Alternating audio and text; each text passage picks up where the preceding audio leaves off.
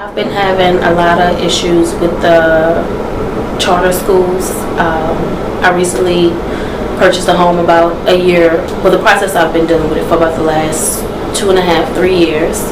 I actually purchased my home based on the school that was around the neighborhood, not knowing about the App One system that they have.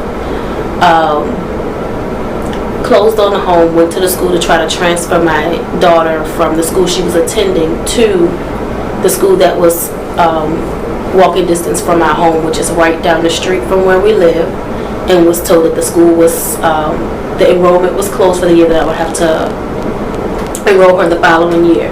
I came during the open enrollment period and was told that I had to fill out an App 1.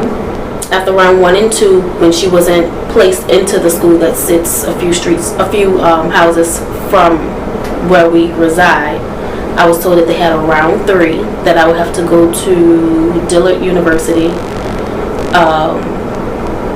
pretty much, and pick from whatever schools that was left over.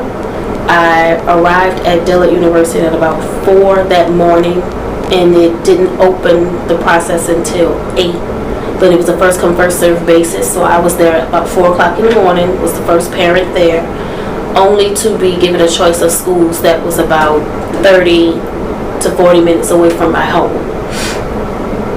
Just, I guess, not knowing, so trusting in the system, thinking that everything was going to be okay.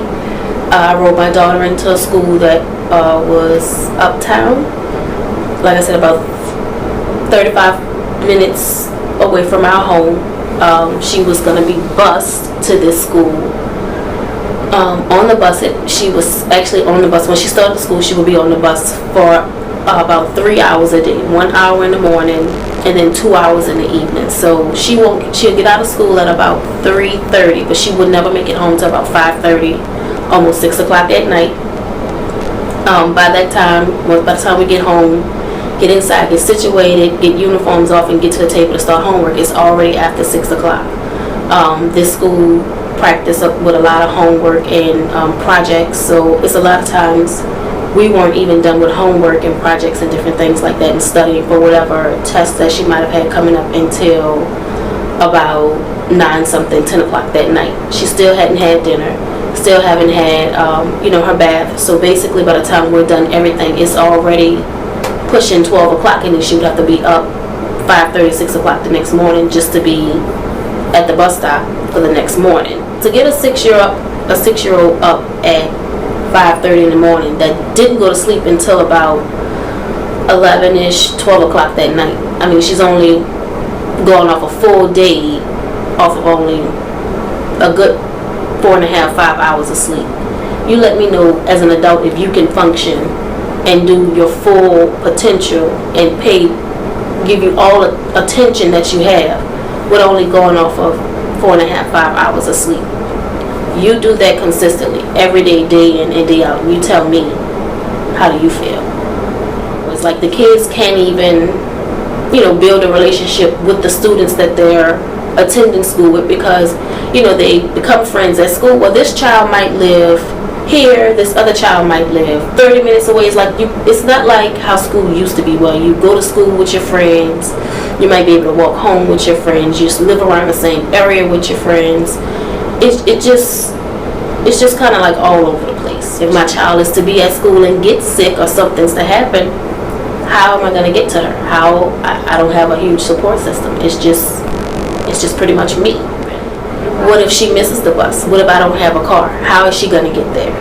Then it goes to the issues when I'm never available to attend any of the PTO meetings.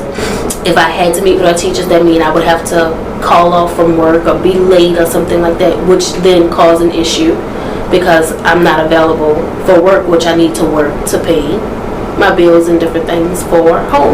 My daughter has sickle cell, so with the waking up early in the mornings, getting to bed, sleep, she wasn't getting the proper amount of rest that she's supposed to have, so she started to have health issues due to the school and the long distance and the bumpy bus rides. It brought on multiple sickle cell crisis. She was admitted to the hospital multiple times.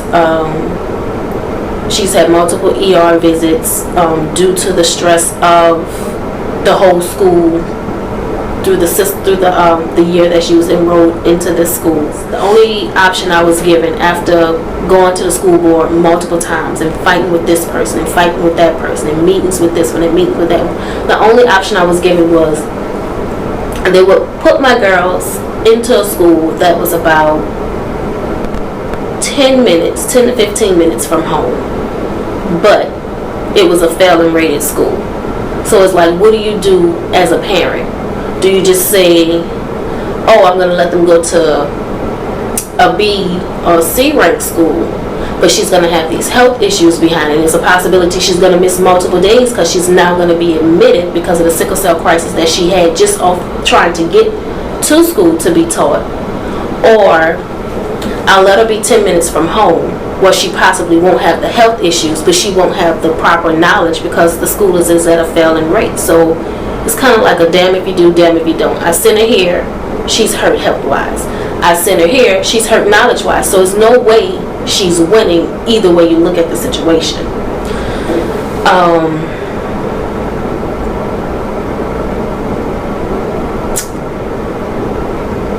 It just kind of leaves you, in a sense, feeling hopeless. Like, this is all that we're offered.